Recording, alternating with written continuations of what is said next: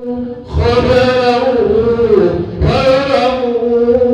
من يوم لعين الأدهى معلمكم الله فاسمعوا داموا خبروا من يوم لعين الأدهى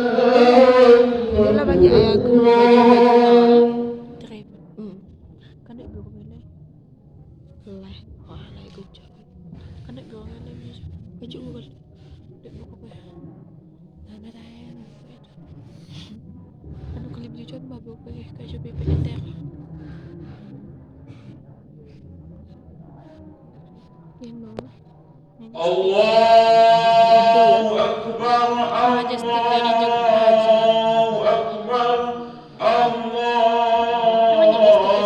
أكبر الله أكبر الله أكبر الله أكبر الله أكبر الله أكبر الله أكبر كبيرا والحمد لله كثيرا وسبحان الله بكرة وأصيلا لا إله إلا الله والله أكبر الله أكبر ولله الحمد الحمد لله الذي جعل المسلمين عند الفطرة بعد الصيام رمضان وعدا إذها بعد يوم عرفة أشهد أن لا إله إلا الله وحده لا شريك له المالك العزيز الأكبر وأشهد أن سيدنا محمدا عبده ورسوله اللهم صل على سيدنا محمد وعلى آله وصحبه به الذين أذهبوا عنكم رجسا وطهارا أما بعد فيا عباد الله اتقوا الله حق ولا تموتن إلا وأنتم مسلمون. Hadirin jamaah Idul Adha yang dimuliakan oleh Allah, di pagi hari yang penuh berkah ini kita berkumpul untuk melaksanakan sholat Idul Adha. Baru saja kita laksanakan rukuk dan sujud sebagai manifestasi perasaan takwa kita kepada Allah Ta'ala. Kita agungkan namanya, kita gemakan takbir dan tahmid sebagai pernyataan dan pengakuan atas keagungan Allah. Takbir yang kita ucapkan bukanlah sekedar gerak bibir tanpa arti, tetapi merupakan pengakuan dalam hati, menyentuh dan menggetarkan relung-relung jiwa manusia yang beriman. Allah Maha Besar, Allah Maha Agung, tiada yang patut disembah kecuali Allah. Karena itu, melalui mimbar ini saya mengajak kepada diri saya sendiri dan juga kepada hadirin sekalian, marilah kita tundukkan kepala dan jiwa kita di hadapan Allah yang Maha Besar. Campakkanlah di ujung sifat keakuan dan kecokakan yang dapat menjauhkan diri kita dari rahmat Allah. Sebab apapun kebesaran yang kita sandang, kita kecil di hadapan Allah. Betapapun perkasaannya kita masih lemah di hadapan Allah yang Maha Kuat. Betapapun hebatnya kekuasaan atau pengaruh kita, kita tidak berdaya dalam genggaman Allah yang Maha Kuasa atas segala-galanya. Hadirin jemaah Idul Adha yang dimuliakan oleh Allah, Idul Adha dikenal dengan sebutan Hari Raya Haji, di mana kaum muslimin sedang menunaikan haji yang utama, yaitu wukuf di Arafah.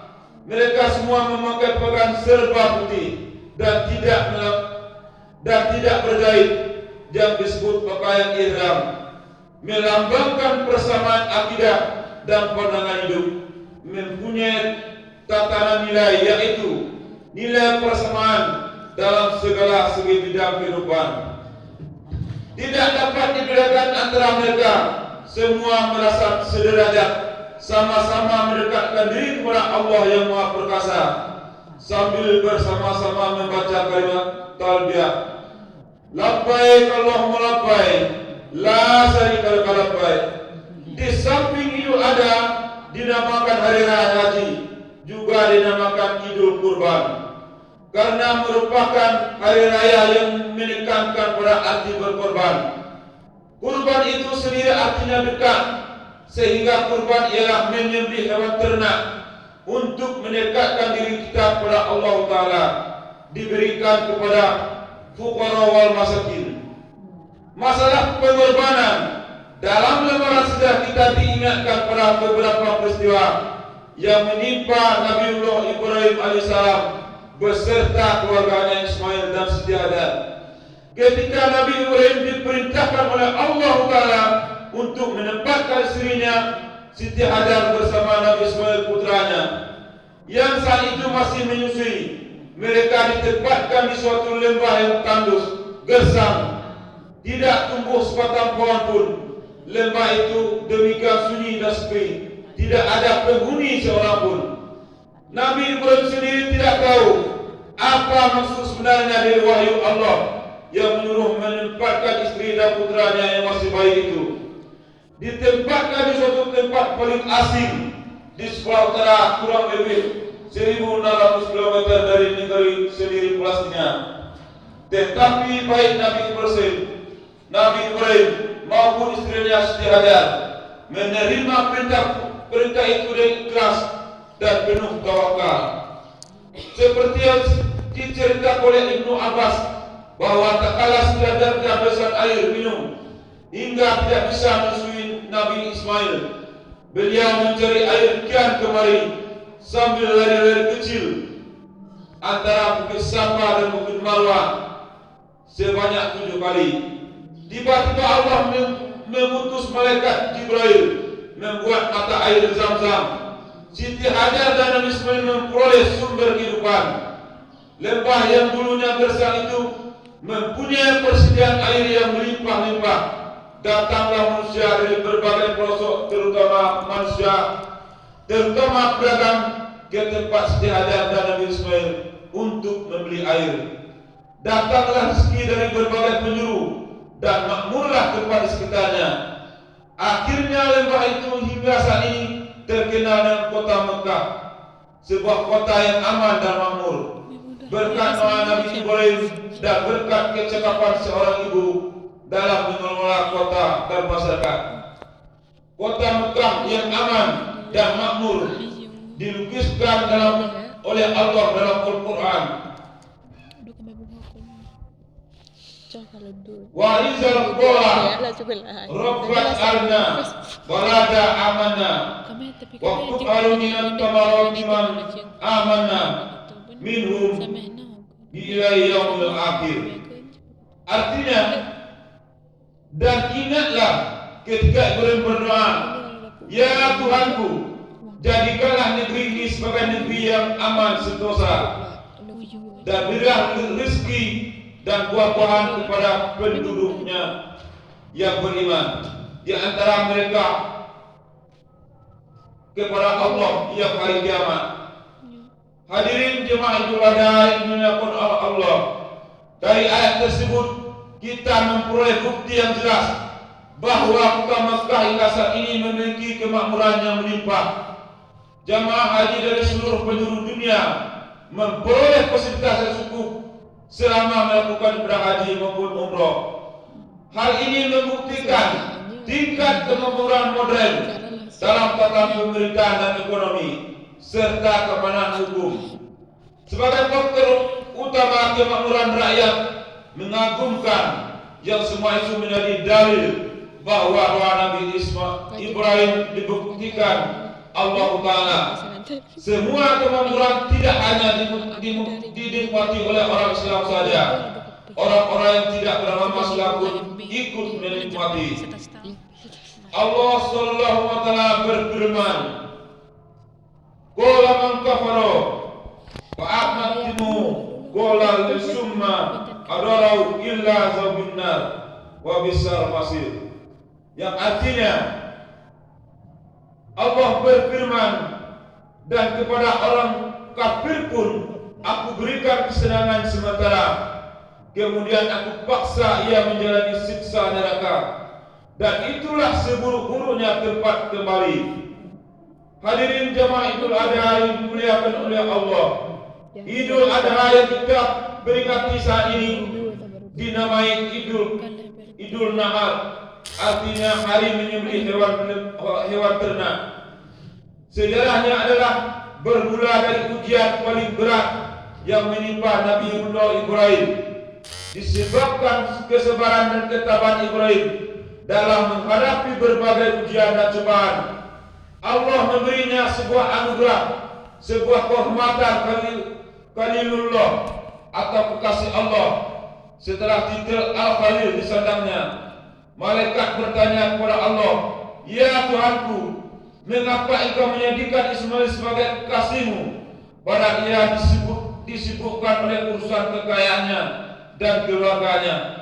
Allah berfirman, "Jangan menilai hamba-Ku Ibrahim dengan ukuran lahirnya, tengoklah isi hatinya dan amal baktinya."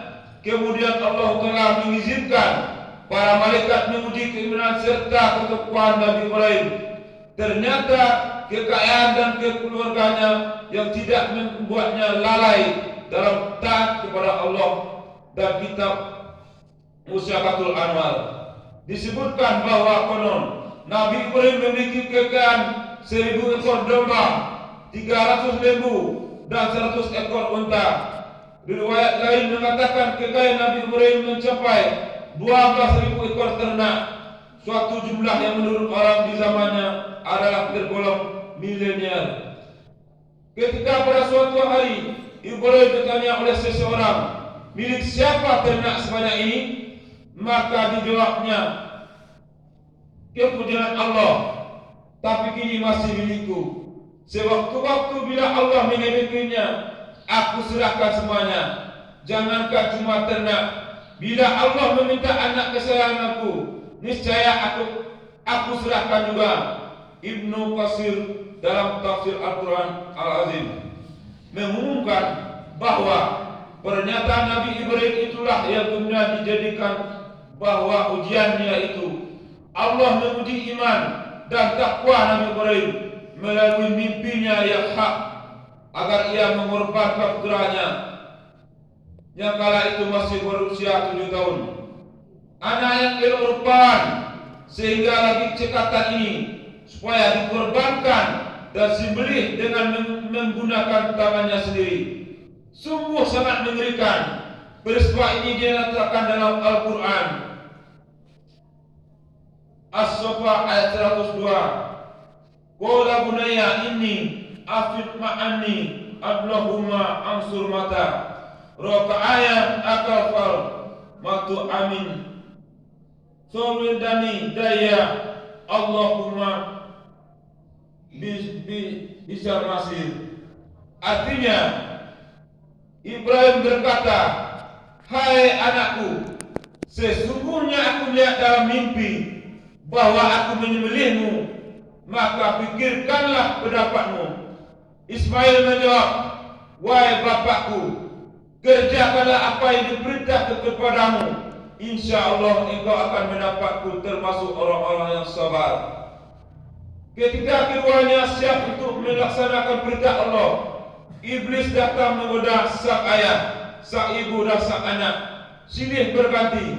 Akan tetapi Nabi Ibrahim, Siti Hajar dan Nabi Ismail tidak tergoyah oleh bujuk rayuan iblis yang menggoda agar mereka membatalkan niatnya. Bahkan Siti Hajar pun mengatakan, "Jika memang benar perintah Allah, aku pun siap untuk disembelihkan sebagai gantinya Ismail. Mereka melempar iblis dengan batu, mengusirnya pergi, dan iblis pun lari tunggang langgang. Dan ini kemudian menjadi salah satu rangkaian ibadah haji, yakni melempar jumrah. Jumrah itu pula Wushu dan Aqabah yang dilaksanakan di Mina. Hadirin jamaah Idul Adha yang dimuliakan oleh Allah, sudah sampai di suatu tempat dalam benak sedang Ismail berkata kepada ayahnya, ayahku,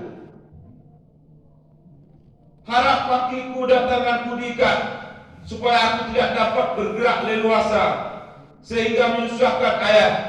Hadapkan mukaku ke tanah supaya tidak melihatnya, sebab kalau ayah melihat nanti akan merasa kasihan. Lepaskan bajuku agar tidak terkena darah yang nantinya menimbulkan kenangan yang menyedihkan. Asalah tajam pisau tajam-tajam ayah, agar penyembelihan berjalan singkat, sebab sekaratul maut dahsyat sekali. Berikan bajuku kepada ibu dan kenang-kenangan serta sampaikan salamku kepadanya, supaya dia tetap sabar. Saya dilindungi Allah Subhanahu wa taala.